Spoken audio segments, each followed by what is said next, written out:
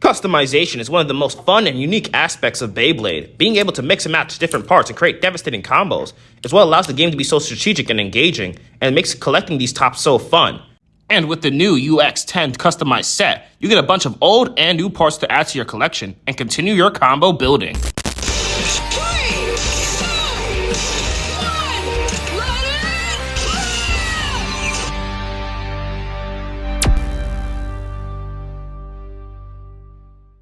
What is up, Beybladers? Welcome back to another Beyblade X unboxing video. Today, I got the UX10 customized set.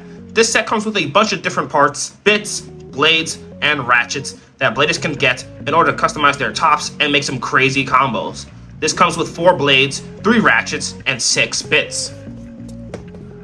Out of them, we only get 6 new parts, 2 new blades, 2 new ratchets, and 2 new bits. Every other piece is old. As for the back, we can see all the parts that come in the set. For the bits, we got metal needle, rush, ball, point, and a new rubber cell. For the ratchets, we got 160 and a new 770. As for the blades, we got a metal blue coat of Pell's hammer, a metal red coat of Tyranobe, and a new Terra Swing, which was initially a Hasbro exclusive bay. The main release though is the new Night Mail, a unique line defense type that has a shock absorption ability. The blade features 3 metal balls. Pause. It comes with a new 385 ratchet, the tallest ratchet in the game, and a new BS bit, which means bound spike, not bullshit. This is also owned by Multi-Nana Eero and the Beyblade X story. I'm very excited to unbox this. We can also see that this set recommends 2 random combos. The red metal coat Tyranobe 160 RA, and Terra Swing 770 ball, which I will try out those combos in test battles as well.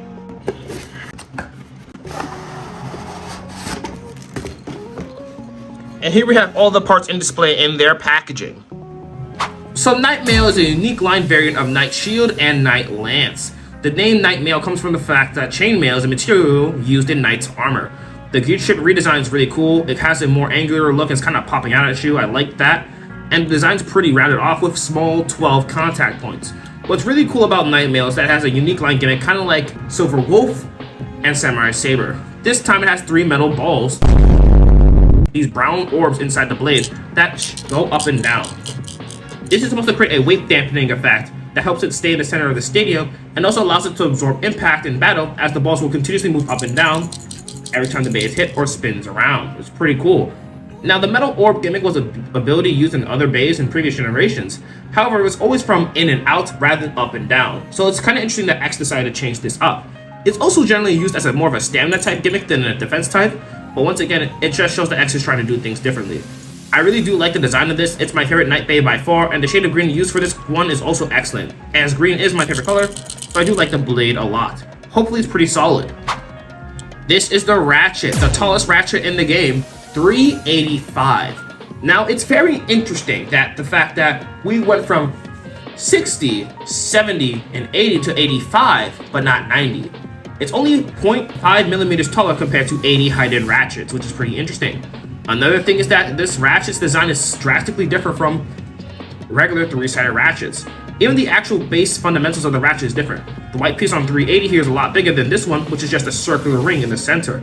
Not to mention, it's hard to see, but the 3 protrusions on 385 don't stick out as much as 380, and they're also a lot more flushed and rounded off, which would definitely increase the base burst resistance. That's definitely really interesting. Another neat thing is that apparently the burst resistance of this ratchet won't change no matter what bit it's used. No matter what bit you're using, the burst resistance of the bay will be the same. Unlike previous ratchets where the actual shaft of the bit mattered and heavily affected how easy or hard it was for the bay to burst, with 385, that won't be a problem. I inserted metal needle, point, a cell, rubber cell and ball. And yeah, the burst resistance doesn't really seem any different. It's pretty difficult to take the bits out of the ratchet. So this may or may not be a pretty solid part. Generally, it is inferior to use taller ratchets as they're easy to burst because the ratchets are more prone and more exposed. But who knows, maybe 385 might be a really solid piece to use. Now we got the bit BS. This is not bullshit. This is bound spike, a variation of the spike bit that's able to press in on itself, absorbing the impact of an opponent's attack. The actual spike shaft is a lot smaller and doesn't stick out as much as the original spike, which I think is a good thing, as spike was one of the worst bits to use competitively. But what I'm talking about here is that you can see the stem of this bit kind of sticks out a little bit. It doesn't fully insert into the ratchet, so as a result, you can kind of press in the bit and it will pop out again and again and again, kind of like a pen. This will add to that dampening effect and allows for more shock absorption when the blade gets hit in battle. Pretty interesting. But yeah, the actual spike of the shaft does not stick out nearly as much as the original spike. It's quite different, but I do like that, as I think this will make it a lot better for defense. Reminds me a lot of the Nothing Driver from Drain Fafnir.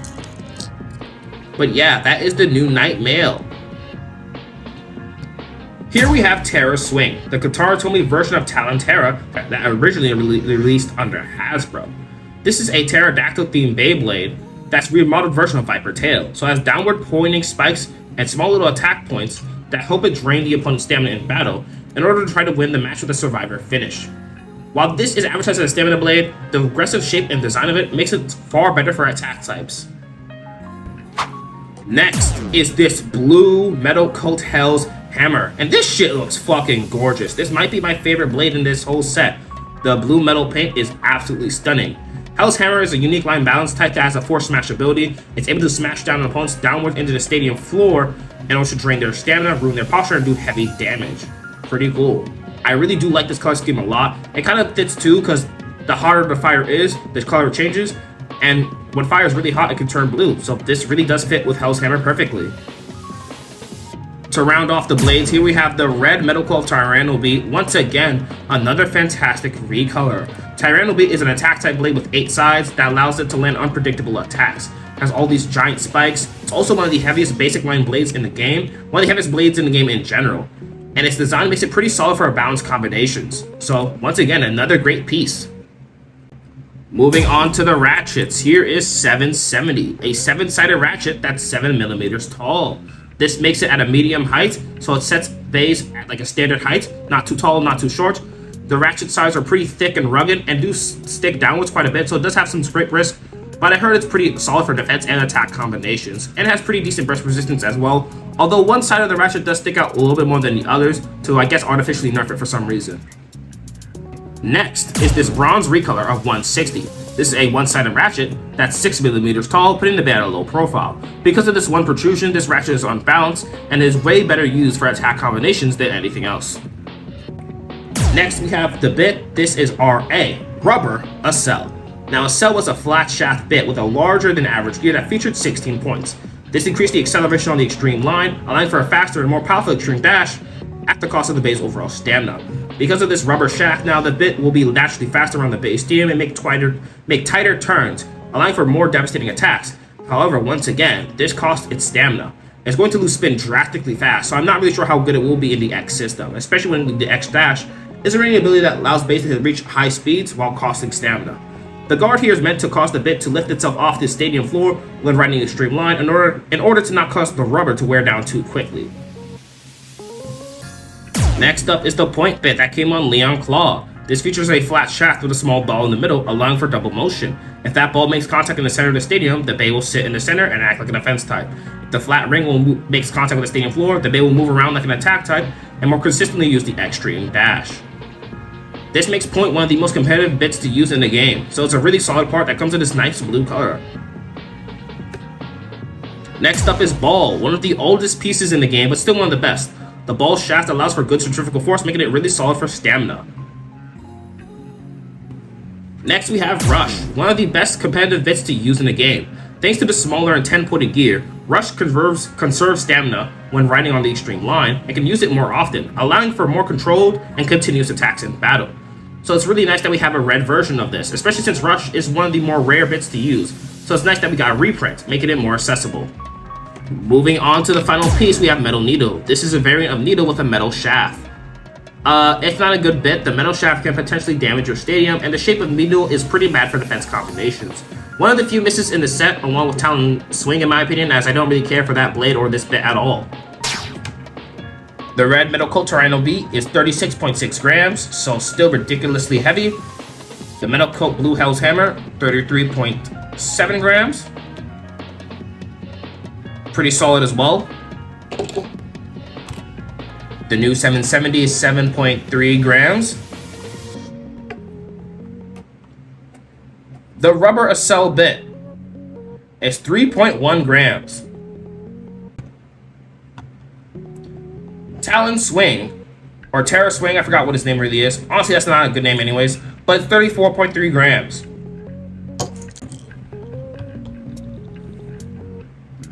Nightmail is 36.8 grams, so that's enough for it to be competitively viable. Honestly, I definitely think it's going to be a solid defensive blade just from its shape alone, and that weight definitely helps too. The Ratchet is 4.8 grams.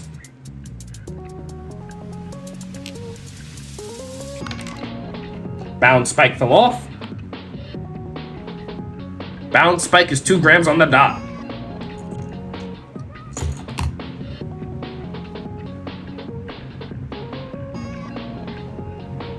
Nightmail is 43.6 grams.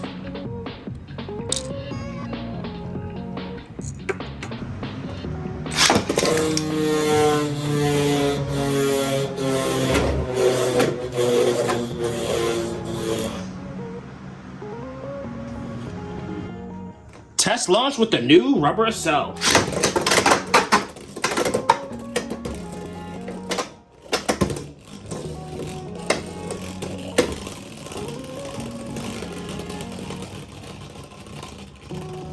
As you can see, Rubber Cell is insanely aggressive. One of the fastest bits in Beyblade X so far. Versus Terra Swing.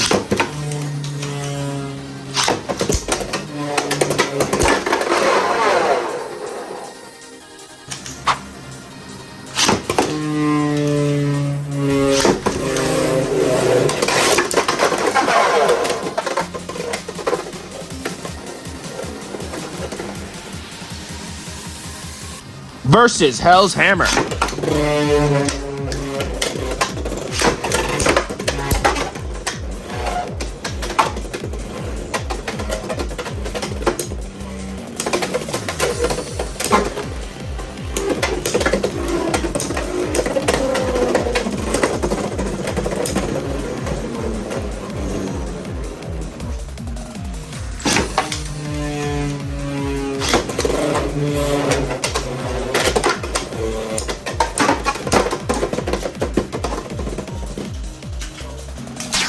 Versus Phoenix Wing.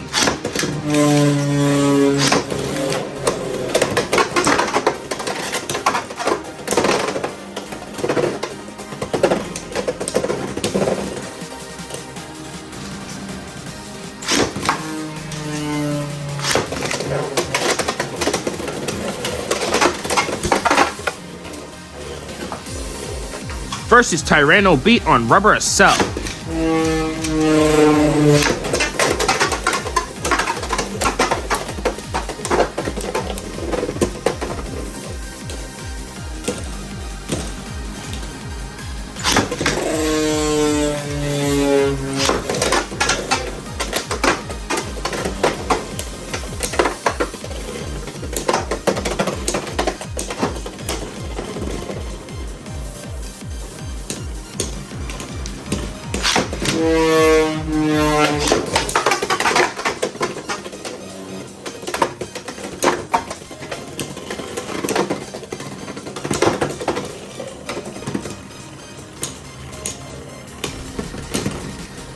Well, Bladers, that will conclude my unboxing of the UX10 customized set. I think this set is pretty awesome as a must-buy. It comes with some great old parts, and even some of the new stuff seems very interesting and might have potential use in the competitive Beyblade X metagame.